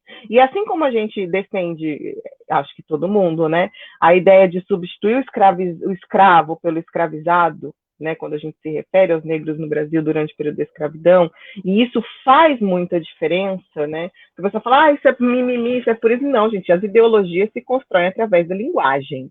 Se a gente muda a linguagem, as ideias necessariamente têm que mudar. Se você coloca um escravizado, a primeira coisa que você quer saber é por quem. O inimigo tá posto, ele precisa ser revelado. Então, isso faz muita diferença. Então, se a gente pensa, por exemplo, o que foi feito a despeito do que tentaram fazer, se a gente começa a falar, foi uma tentativa de animalização, uma tentativa de brutalização, a gente não diz que nós nos brutalizamos. A gente não diz que nós somos animalizados. E isso afeta principalmente os homens negros. Né? Porque os homens negros foram muito, muito mais animalizados do que as mulheres nesse processo, principalmente no que se refere à afetividade e à sexualidade, porque eles eram reprodutores, e eles ainda são.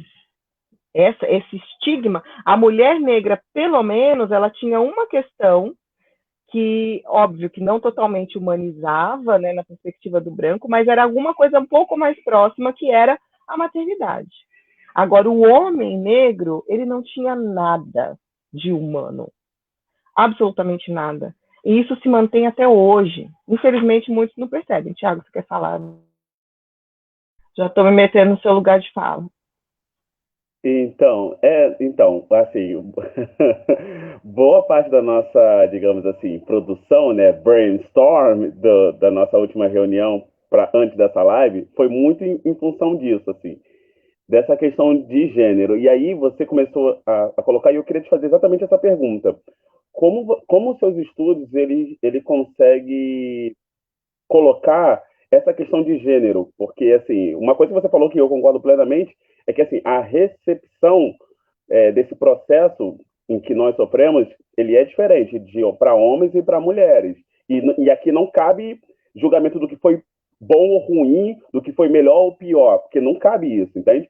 Mas a minha pergunta para ti é exatamente isso. Como essa questão de gênero, ou não gênero também, né? Porque ainda tem a questão de toda essa questão da cultura do próprio Yorubá, dessa questão de não tratar o gênero especificamente, mas basicamente como esse amor ele entra dentro dessa perspectiva de gênero nos seus estudos. Então, isso daí é complicado, né? Porque eu acho que assim, eu parto sempre da ideia de que a gente precisa, e isso é urgente e necessário, que a gente comece a se enxergar muito mais como povo, como uma unidade. A gente precisa começar a perceber, e aí não é uma unidade amorfa, sem subjetividade, em que os indivíduos são apagados e somos apenas pretos e pretas e nada mais. Não é isso. Mas, na nossa luta, na construção de uma outra sociedade, a gente precisa entender, eu preciso me enxergar em você e você precisa se enxergar em mim. Né? A gente precisa se identificar e entender que a gente está do mesmo lado. Pelo menos isso, a gente está do mesmo lado. Entendeu? A minha dor é a sua dor. É a mesma dor? Não, não é. Mas eu sinto a sua dor de alguma forma. Porque nós somos iguais. Nós estamos no mesmo lado. Eu acho que se a gente conseguir, pelo menos, começar a partir disso, já está ótimo. E aí, se a gente se entende como pessoas pretas, e aí essa questão de gênero, ela acaba, se a gente conseguisse chegar nisso, ela acabaria diminuindo muito. Porém, nós já estamos extremamente intoxicados pelo machismo, pelo patriarcado branco ocidental. Então, hoje, nesse exato momento, a gente ainda não consegue fazer essa discussão sem criar essa diferenciação, né, de homens e mulheres, porque, de fato, há questões que são muito específicas. Óbvio que, como você falou, não dá para dizer o que é melhor e o que é pior, porque a mulher, ela pode ser estuprada e ela também sofre o feminicídio, mas o homem, ele também é assassinado, ele é espancado pela polícia, enfim, ele também é hipersexualizado. Então, o que é melhor e o que é pior? Né? Não é uma questão do que é melhor ou do que é pior. Eu acho que talvez seja da gente entender que se uma pessoa negra está sendo atacada, todas as pessoas negras estão sendo atacadas. Independente se essa pessoa é um homem, se essa pessoa é uma mulher, se o ataque foi por conta do machismo, se o ataque foi por conta da violência policial, é uma pessoa negra. O racismo, em termos do que deve se combater, o racismo, ele sempre precisa estar acima disso. Se os homens pretos, por exemplo, entendem isso, por que eu falo que a gente primeiro tem que se enxergar como povo? Por quê? Se os homens pretos, por exemplo, entendem isso, eles não vão nunca mais bater numa mulher preta. Porque se ele bater numa mulher preta, é como se ele estivesse batendo nele mesmo. Né? Então a gente já teria um problema menos, que não é um problema menos. Porque existe, a mulher preta, ela pode sofrer violência, tanto de homens brancos quanto de homens negros. Ela pode ser assassinada tanto por homens brancos quanto por homens negros. Então, essa questão de gênero, ela é muito delicada. No que se refere ao amor e ao afeto, eu acho que uma coisa que eu considero muito importante dizer é o meu trabalho, eu não pesquiso para discutir caso a caso. Também não pesquiso para poder impor que a pessoa tem que ficar com alguém assim, com alguém assado. Também não quero criar um modelo do que é o relacionamento certo ou o relacionamento errado. Né? O que eu quero é discutir uma questão que é social. O amor, ele adoece as pessoas. Hoje, na prática, na realidade da nossa sociedade, as pessoas adoecem por conta do amor. As pessoas se deprimem, as pessoas se matam por conta do amor, por conta da maneira como elas demonstram afeto. As pessoas ficam sozinhas e solitárias. Né? A questão da solidão da mulher negra é uma realidade política e social. Então, eu quero discutir Isso. Aí a questão da miscigenação é um projeto de extermínio. Então, você entende? A sociedade é tão racista e maldita que ela usou o amor como um objeto para política de extermínio da população negra. Então, eu não vou discutir o cara ou a mina que está palmitando, que ficou com branco, ficou com... Isso não me interessa, não é da minha conta. O que eu quero saber é como que a gente desconstrói essa política, como que a gente chegou a um ponto disso quase se viabilizar, da miscigenação virar algo tão comum e tão desejado pela população negra, que quase que esse projeto de embranquecimento se consolida. Né? Então, eu quero discutir os aspectos políticos disso. Em cima disso, a Bell Hooks ela fala sobre a questão do amor íntimo, né? E ela não usa o termo amor próprio, ela usa o termo amor íntimo, né? Traçando um paralelo com o mito Yorubá de Oxum, né? Que é o orixá do amor. Quando a gente pensa na questão do espelho, né? Dela se olhar no espelho, da representatividade do espelho. Quando a gente pensa nessa última fala sua, falando da miscigenação e como projeto político, seria o amor íntimo proposto pela Bell Hooks ou a questão do espelho, do amor próprio, de você se olhar, de você se amar dentro das suas características, uma proposta de solução? Ou esse não? Esse não na formulação é ótimo. Eu queria ouvir você falando sobre isso, já que você está pesquisando sobre o assunto. Essa história do amor próprio, assim, claro, né, eu não estou querendo me dizer que, não estou dizendo que não seja necessário, né, agora, eu tenho muito medo dessa coisa do amor próprio, do eu me basto, né. Não amor próprio, amor íntimo, que o amor próprio, ele cai nessa questão do eu me basto. O amor, o amor íntimo que a Bell Hooks propõe, ele é um amor, não é esse amor próprio que tem uma relação com a sociedade, é o amor íntimo, é o amor por você, pelas suas características, é você se olhar, você olhar suas características e valorizar as suas características, né, enquanto uma pessoa negra, e não se olhar e se julgar, no sentido de que você não encaixa no padrão branco. Mas você só consegue se olhar como pessoa negra e se gostar se você desconstruir todo o padrão negro. Para você se olhar, por que a pessoa negra não se gosta quando ela se olha? Por que a pessoa negra, por exemplo, não gosta de se relacionar, não acha bonita uma outra pessoa negra? Tem gente que fala que não, mas eu acho lindo, mas nunca ficou com uma pessoa negra na vida. Aí você fala, mas peraí, mas você acha tão bonito? Ai, porque eles não me dão bola. Já falei isso, todo mundo já falou. Todo mundo já falou. Tem gente que nega, mas eu sei que em algum momento já falou. Ai, mas não me dão bola, não me olham. Por que você não gosta? Por que você não consegue achar bonito? Por que você não consegue ter atração? Porque você não tem por si mesmo, você não tem pelo outro. Se você não tem pelo outro, que é igual a você, e mesmo que você não reconheça, a sociedade diz, né, mas ela é branca, ela é clara, eu sou branca como leite, como já disseram. Mas eu não me via assim. Eu me via como a sociedade me mostrava. Não fui eu que disse que eu era negra. Foi a sociedade que disse para mim que eu era. E era feio o que eles me mostravam. Era horrível. Então, toda vez que eu via uma pessoa negra, era um espelho que mostrava o que havia de pior em mim. Era o pior de mim, era muito feio. Como que eu vou me gostar se todo espelho que está diante de mim é feio? Não existe. Então é por isso que eu estou dizendo, se a gente não se enxerga como povo, e se a gente não enxerga a beleza desse povo, a gente não consegue escapar.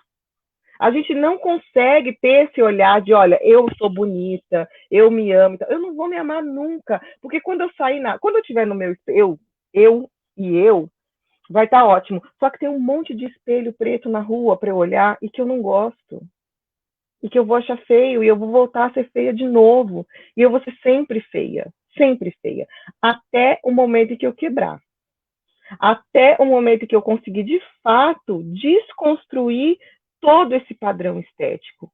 Até o momento que eu conseguir, de fato, me tornar uma pessoa negra e fazer parte, e me ver como povo negro.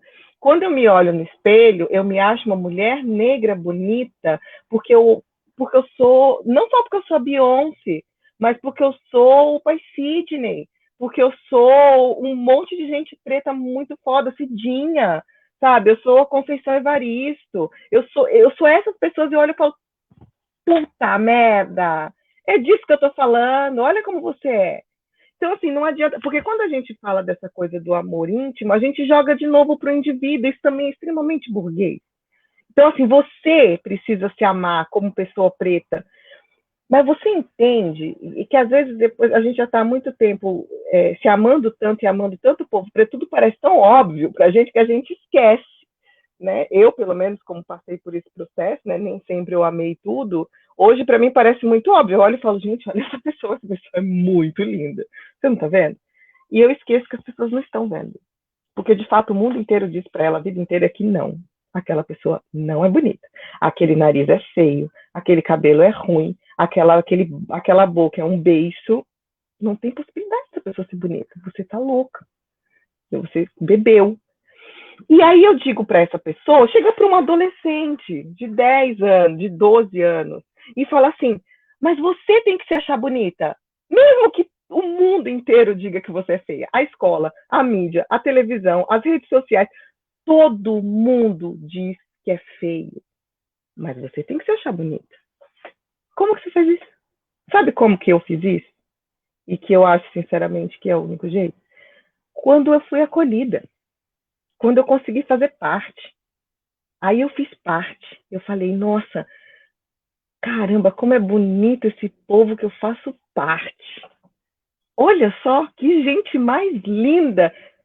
E aí sim, o espelho mudou. Eu olho e falo, é bonito. Você está querendo dizer que quando você recebeu o amor da comunidade foi quando você conseguiu refletir esse amor dentro de você.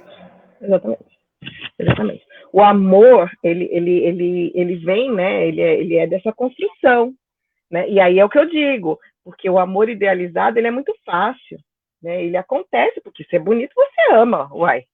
Se é virtuoso, você ama. Como que você não vai amar? É como aquela frase, você não consegue dar o que você nunca recebeu.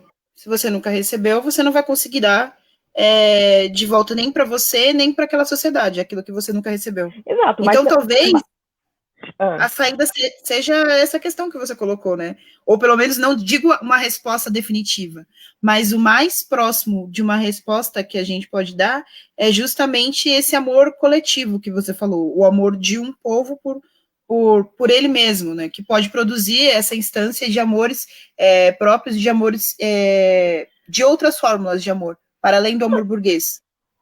Então, eu não sei, assim, eu não estou nem pensando em outras fórmulas de amor e na verdade... Para além do amor burguês. Essa questão do amor burguês, eu acho que eu coloco muito para a gente pensar o que está dado na sociedade.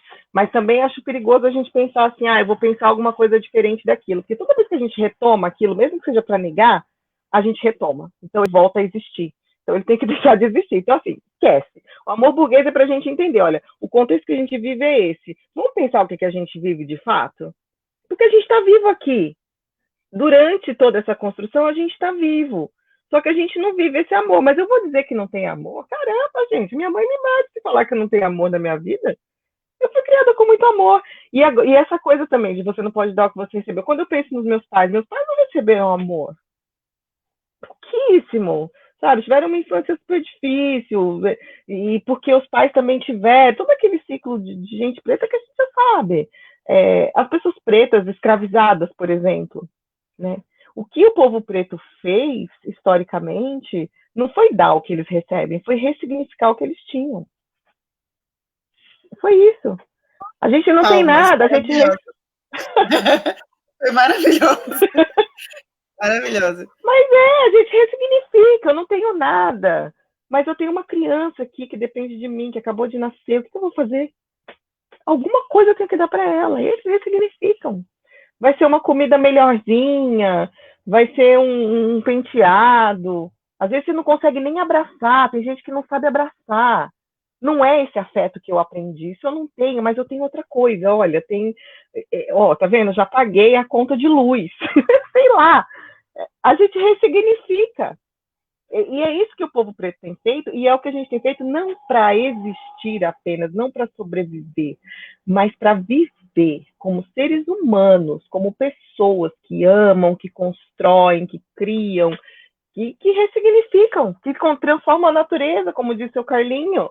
Não é isso que nos está no mando, a nossa capacidade de transformar a natureza, de subverter sistemas e realidades.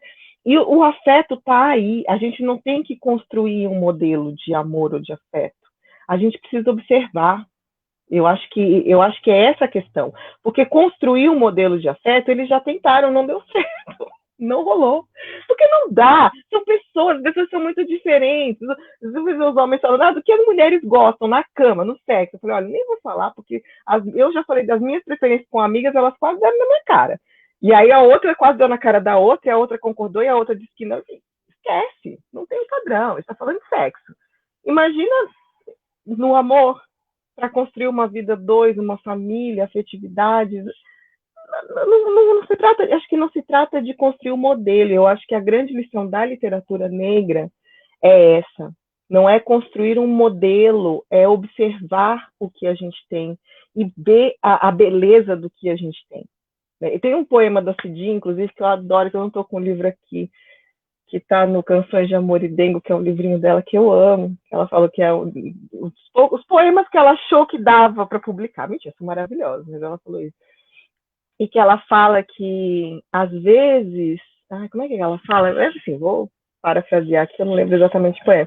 Às vezes, o som do alaúde e a música, e ela fala de coisas bonitas, não tem nenhuma poesia. Às vezes, só o que você quer é andar pelo deserto, suar, sentir o vento no rosto, e isso é o que pode haver de mais poético, entendeu? Eu acho esse poema muito... Eu não estou com ele aqui para poder ler, porque ele é curtinho, é uma graça. E eu acho que ele diz muito dessa poesia negra, né? Não é o som do alaúde, não é as ninfas dançando ao vento com os véus esvoaçantes. Não, às vezes é a favela com esgoto a céu aberto e a mãe acalentando o filho, ou o cara trazendo o pão quentinho vindo do trabalho de manhã para a mulher ficar feliz, entendeu? Às vezes é isso. E por que a gente não vê o lirismo disso, caramba? Por que tem que ficar na ordem do cômico, do engraçado? Ai, que engraçado, como tem no samba, né? Os cara, aquele samba lá do Bezerra da Silva, não lembro. Ele fala que ele traz o pão e traz os frios para ela não ficar brava porque ele veio do samba. É bonitinho isso, né? O cara aprontou, vamos dar uma gradinha, né? Por que essa malandragem não tem lirismo, né? E aí eu lembro do Aquins, por exemplo, que eu amo, adoro, melhores poetas atualmente, que traz muito dessa coisa, né, da malandragem, o lirismo dessa vivência periférica, dessa vivência preta, dessa vivência pobre, sem tentar adequar, entendeu? Ai, olha, tá vendo?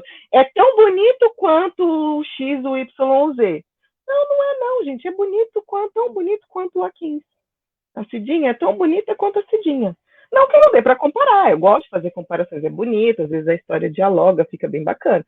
Mas a gente tem que tomar cuidado para não virar aquilo, eu gosto desse aqui porque parece com aquele ali. Não, eu gosto dos dois. E olha que bacana o diálogo que dá, aí tudo bem.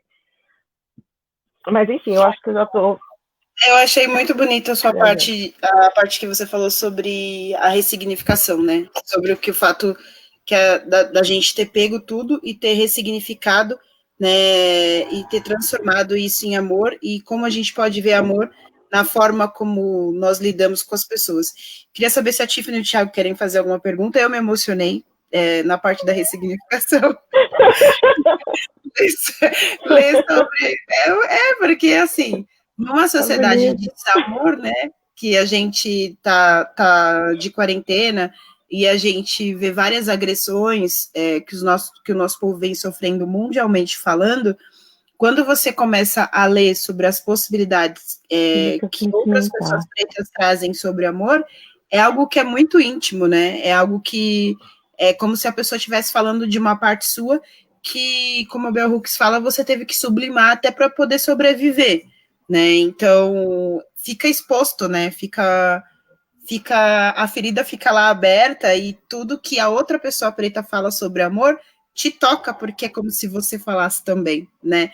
Isso pensa numa sociedade que você não vê, você não liga a televisão e vê pessoas pretas falando sobre amor, Você vê pessoas brancas falando sobre a morte ou a forma de matar pessoas pretas, mas você não vê pessoas pretas falando sobre amor.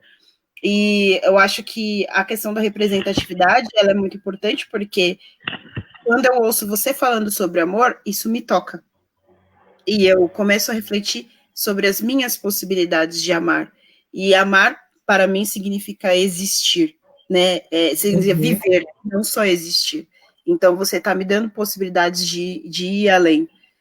E a gente te chamou justamente para não cair nessa discussão que a gente vê nas redes sociais, né, onde as pessoas vão falar sobre amor e elas falam sobre ataque, onde elas vão falar sobre amor e elas atacam o gênero oposto ou falam sobre mágoa. A gente queria ouvir falar sobre amor, justamente as coisas que você colocou, novas possibilidades e como a gente, de repente, pode se ouvir, né, e outra coisa que você colocou de muito relevante de se ouvir socialmente, de se amar socialmente, de se alimentar socialmente e produzir, né, e ressignificar tudo isso que vem acontecendo. Muito obrigada. Eu queria saber se a Tiffany e o Thiago querem fazer alguma pergunta. Eu estou muito satisfeita, estou bem alimentada aqui. Acho que é. Muito bem alimentada. Eu só queria falar que realmente alimentou mesmo, porque essa questão do amor na simplicidade é muito bacana e todo mundo tem, entendeu? Todo mundo tem um ponto de vídeo, entendeu? Só que eu tinha um medo de falar isso para as pessoas, porque todo mundo está acostumado com amor burguês, né? Então é muito bacana e dá para falar assim.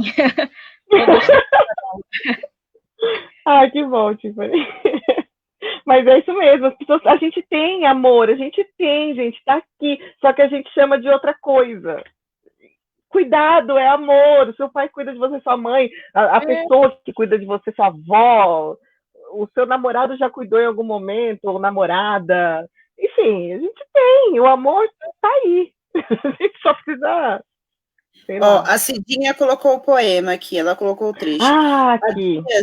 Em que ser o som do alaúde no deserto não tem lirismo algum. Dias em que caminhar na areia, sob o sol, o vento transpirando, fazendo fotossíntese, é a fórmula para decantar o amor e protegê-lo. Tá vendo? Isso que ela... é muito lindo, muito lindo. E isso vai de encontro. O poema da Cidinha, a sua fala sobre a importância do cuidado, vai muito de encontro ao que a Bell Hooks fala, né, que as pessoas mais velhas, os avós, os bisavós, nossos padrinhos e madrinhas, eles pareciam dedicados à arte e ao ato de amor, eles nos aceitavam, cuidavam de nós, nos davam atenção e principalmente afirmavam nossa necessidade de experimentar prazer e felicidade, eram carinhosos e demonstravam fisicamente. Isso é muito bonito, porque entra no que você falou sobre a questão do cuidado, né? Eu acredito que a sociedade capitalista e a burguesa, enfim, né, como a gente tinha colocado no começo, ela não valoriza o cuidado, né? Ela não valoriza o cuidado, e então ela não valoriza essa possibilidade de amor que nós damos para os nossos, né? Só que cabe a gente valorizar. Cabe a gente valorizar essa forma de amor, e valorizar, passar e aumentar e ressignificar, como você colocou. Muito obrigada por nos alimentar. Muito obrigada mesmo. Foi realmente fantástico e emocionante no meio desse caos todo. Thiago, quer falar alguma coisa? Thiago quer falar. Então, na verdade, assim, eu sempre tive muito isso comigo, né? Que quando você depara com sentimentos do qual ele veio apropriado para você, né? Ele veio imposto para você, é como se você estivesse num quarto escuro e que a única coisa que você tivesse era uma lanterna. E essa lanterna, ela vai apontar para onde você quer que aponte. Só que ela já tem uma direção, entende? E a gente está agora, basicamente, quebrando essa lanterna e tentando construir algo novo, nem que seja uma lamparina, para construir algo e significar essa coisa. Acho que a cultura europeia, ela é muito isso. A cultura europeia é essa lanterna que nos colocaram num quarto escuro e então, vamos, toma essa lanterna aí que aqui você vai encontrar o caminho. Só que o que a gente quer não é exatamente essa lanterna. A gente quer nem que construa uma lamparina, mas a gente quer construir algo pela gente. E isso é muito difícil. Eu estava até conversando uma vez com uma amiga minha, essa semana, que é engraçado que quando a gente fala de filmes, a gente fala de temáticas, a gente fala de livros sobre perspectivas pretas, dificilmente você vai falar sobre comédia romântica, por exemplo. Entende? Ou aquela comédia pastelão, que aí tem todo um arcabouço teórico e racista do ser preto, né? Ou você vai falar de tragédia, você vai falar de Selma, você vai falar, mas assim, 12 anos de escravidão, mas você não vai ter uma comédia romântica de pessoas pretas, entende? Ou quando tem é muito pouco divulgado, enfim. E para finalizar, eu acho que a gente acaba meio que caindo naquela anedota do cara que sai da casa tentando buscar algo novo, algo diferente, algo que o ressignificasse, ele dá a volta em 500 casas e aí ele descobre, voltando para o mesmo local, que tudo que ele queria sempre esteve ali, só que ele estava com uma visão muito diferente, entende? Da ideia da grama do vizinho é mais verde. Então a gente entra na universidade, a gente entra nesse mundo acadêmico tentando buscar algo que a gente achava que estava pesquisando, o que na verdade estava sempre dentro da gente mesmo. Então a gente começa a olhar ou ressignificar os afetos que a gente sempre teve da nossa relação, de mãe, de avós, de pais, entende? É aquela ideia do Júlio, né? Do tipo, meu pai nunca disse que me amava, mas ele sempre falava assim, mais tarde eu tô em casa. Enfim, é muito porque a gente fica esperando aquela demonstração do filme, da comédia romântica, do romance, do folhetim. A gente quer aquela. A gente quer que ele diga, eu te amo, que ele traga flores, ou que ele faça, enfim, seja lá o que for. A gente quer isso. Tem até uma coisa no texto do Slames, que eu até falei na live com o Pai Sidney, que eu achei legal, que o livro, inclusive, acho que é por isso que o livro se chama Na Senzala uma Flor, né? Que tem uma citação bastante racista de um cara dizendo que nas senzalas não existiam famílias, né? No máximo que tinha eram ninhadas, né? Então, só que aí ele vai dizendo que isso acontecia, né? Que tinha toda essa desestruturação, esse embrutecimento por conta da escravidão, porque a própria escravidão fazia com que as pessoas negras fossem assim e tal. Que nunca se viu na senzala uma flor. E aí tem um momento em que o Slames vai comentar isso, né? Como que é complicado, né? Você dizer que, olha, não existia família, não existia redes de afeto. Se a gente for pensar bem, eu acho que é possível mesmo que milhões de pessoas, durante mais de 3 séculos, viveram juntas, brutalizadas, torturadas, e elas não foram capazes de construir nenhuma rede, sabe? Nenhuma relação de afetividade. E aí ele diz uma coisa que também achei muito interessante, que ele fala assim, a questão da flor é interessante porque a flor, ela não tem o significado para, por exemplo, acho que é a cultura iorubá até que ele cita. Não lembro especificamente se é a cultura iorubá, mas ele cita alguma cultura africana, não tem o significado que tem, por exemplo, na França. A flor é muito bela e louvada e adorada na Europa, mas em África ela não tem significado. Em África o que é bonito é outra coisa. Talvez seja muito mais bonito você ganhar, sei lá, qualquer outra coisa. Uma mudinha de um baobá, eu ia gostar de. Mas é que tá, né? O quilombo, ele é uma forma de amor também, se a gente for pensar, mas uma forma de amor social, né? O aquilombamento seria uma forma de amor social, amor por aquelas pessoas. O amor é um amor colocado em prática, é um amor como verbo. Eu não sei se era Bell Hooks ou um outro autor, ele fala sobre essa questão do amor, ele não ter que ser um sentimento, ele tem que ser um verbo, né? Algo a ser praticado. E eu sinto que quando se nega, ouvindo muito do que você falou, de que a gente sim amava, né, quando você começa a repensar essa história, partindo do princípio de que nós não fomos tão brutalizados a não se amar, a gente pensa em construções como o quilombo, e a gente pensa em atitudes como a das mulheres pretas que se recusavam a ter filhos dentro daquela estrutura. Também era um ato de amor, se recusar a ter filho dentro daquela estrutura.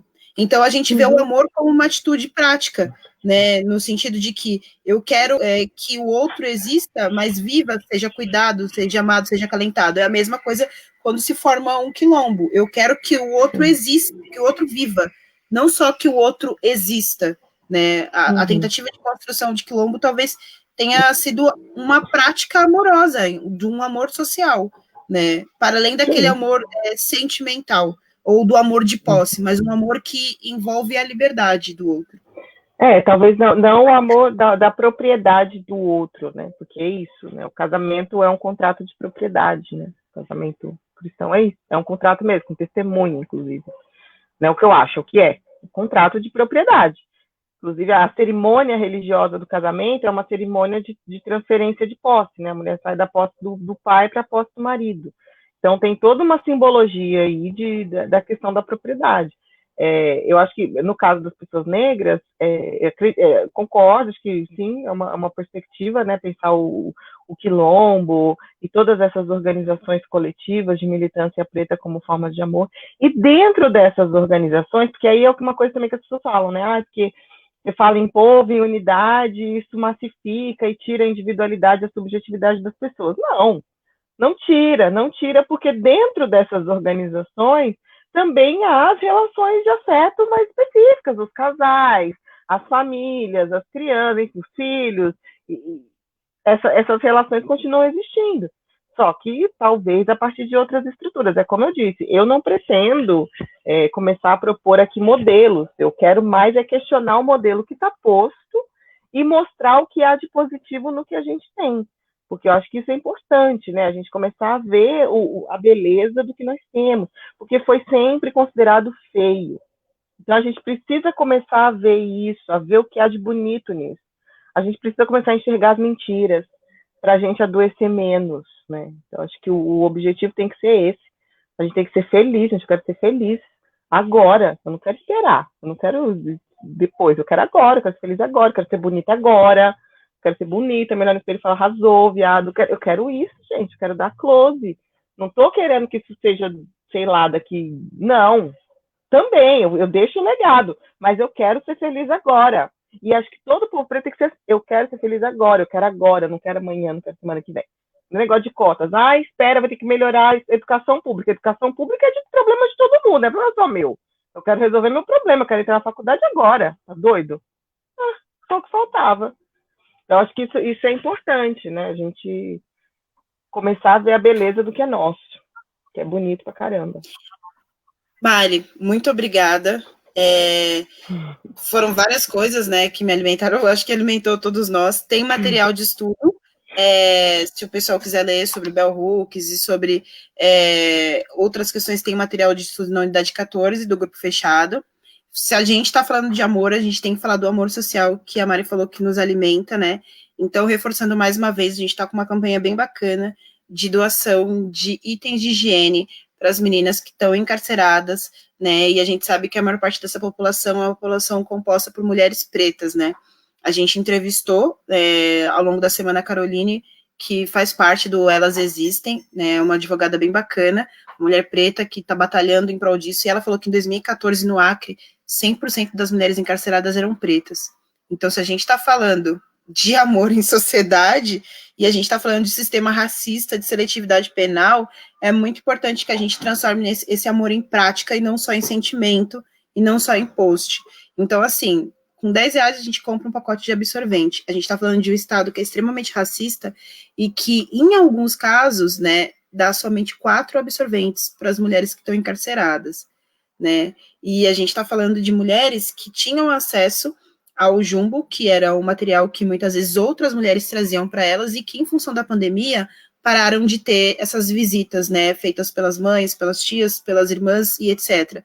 Então, essas mulheres estão sangrando, elas estão sem sabonete, elas estão sem papel higiênico e elas estão vivendo num regime onde a água delas, em alguns casos, ela é limitada para a utilização. Então, é uma situação extremamente desumana. A Angela Davis, ela já falava sobre essa questão de abolicionismo penal, e se a gente pensa em amor mesmo, amor colocado em prática, amor para além de uma perspectiva burguesa, um amor não punitivista, é muito importante que a gente ajude de alguma forma essas mulheres que estão encarceradas, e por isso que a gente está realizando essa campanha, né, e é só clicar na vaquinha e fazer alguma colaboração de R$10, R$5, R$20, quantos reais vocês puderem colaborar para que essas mulheres tenham acesso, né, aos itens de higiene. A gente vai ajudar 3 instituições no Rio de Janeiro, uma de mulheres grávidas. Pensa, todo mundo sabe que uma mulher, depois que ela tem o bebê, ela menstrua por dias, né, você ficar com água racionada, sem sabonete e sem absorvente dentro das condições é algo que é extremamente desumano. A gente vai ajudar uma instituição socioeducativa, né, do Rio de Janeiro, e a gente vai ajudar uma penitenciária de mulheres trans. Então, assim, a gente vai aonde a gente está tentando realmente alcançar e a gente conta, né, com esse amor colocado em prática por parte dos nossos. Muito obrigada a todos, boa noite e muito amor para vocês. Vamos amar. Gente, Tudo de bom. Obrigadão. Tchau. Adorei. Tchau. Tchau.